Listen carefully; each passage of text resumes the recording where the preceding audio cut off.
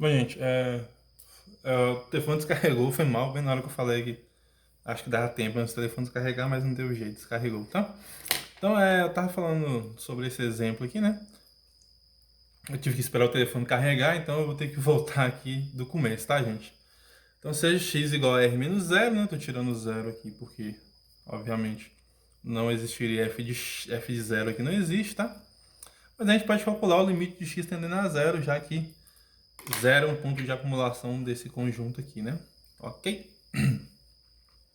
Se você imaginar que nós estamos pegando aqui a reta, né, gente? Só para lembrar aqui, né? E aqui estamos abrindo aqui um espacinho aqui no zero, só que qualquer intervalo que tem como zero sendo, né, tem pontos de x, né? Lembrando que x é Rn menos zero. X é toda essa parte que tá aqui, né? Então, por isso que zero é ponto de acumulação, tá? Então, a gente estava mostrando, né, que esse limite aqui não pode existir, né? Esse limite aqui não vai existir. Limite de x tendendo a zero, né? Não existe, tá? Limite de f de x com x tendendo a zero. E por que que a gente fez isso, né? Por causa desse teorema aqui, né? Do teorema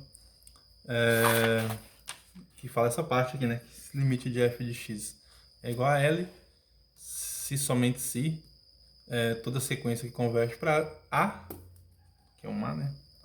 Tem esse limite de f de xn tem que ir para L, né? Vamos ver isso na prática aqui, como que isso acontece, né? Provar que essa sequência não tem limite, que essa função não tem limite. Então, o que a gente fez, né?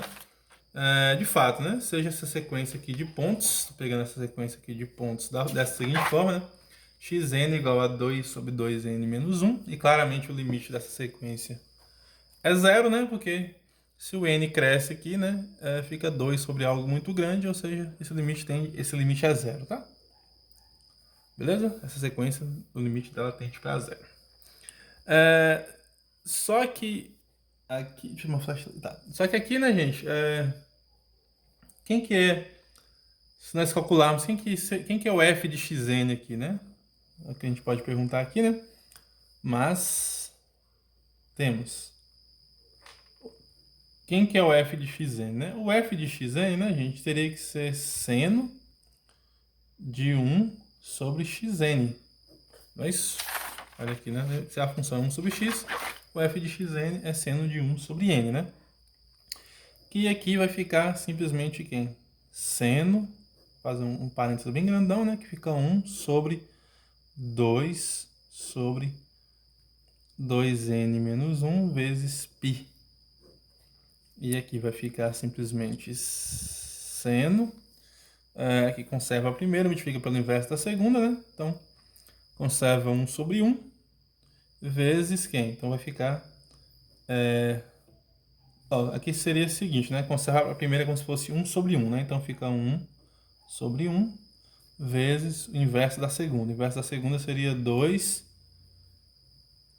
menos 1 vezes π dividido por 2. Então, isso aqui vai dar seno, né, de 2n menos 1 vezes π sobre 2, né? Ou seja, os múltiplos ímpares, né? Aqui 2n menos 1 é ímpar, né? Então aqui vai ficar quem? Ficaria π sobre 2, daria 1, né? Depois ficaria 3, seno de 3π sobre 2, que dá menos 1. Seno de... Aí depois o outro seria 5. 5π sobre 2 eu voltava para 1, ou seja, esse aqui ficaria mais ou menos 1, né? Sempre, né? Ou seja, o f de xn é igual a mais ou menos 1, né? Se n for par, dá 1, né? Desculpa, se n for ímpar, vai dar 1. Se n for par, dá menos 1, né? Beleza? Então, f de xn é mais ou menos 1. Logo, né? O que aconteceria, né? Logo, não existiria limite, né? O limite não existiria, né? Se você fosse calcular o limite aqui, né? De f de xn, daria 1 ou daria menos 1, né? Ok? Então, teria dois limites diferentes, né? Então, logo, limite de f de xn, com n pertencente aos naturais, não existe, né? Beleza? Porque você pegaria duas subsequências lá, né? 1 e menos 1. 1 e menos 1, né? Você teria o quê, né? A sequência aqui, né? F de xn. Quem seria a sequência f de xn, né? Com n pertencente aos naturais. Seria essa sequência aqui, né?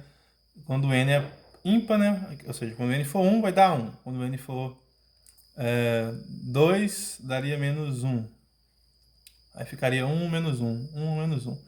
Então nós teríamos duas subsequências ali, né? Uma convergindo para 1 e outra convergindo para menos 1. Então, lembrando que toda sequência, quando ela converge, né? Qualquer subsequência dela converge para o mesmo ponto, né? Beleza? Nesse caso aqui, ela não converge, tá?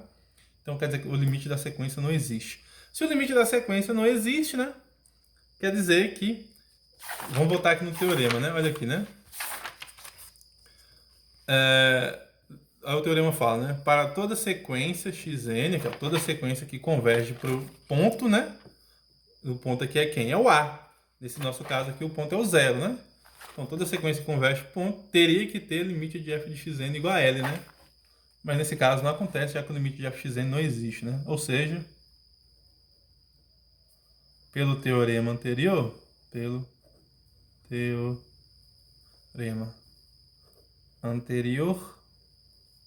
limite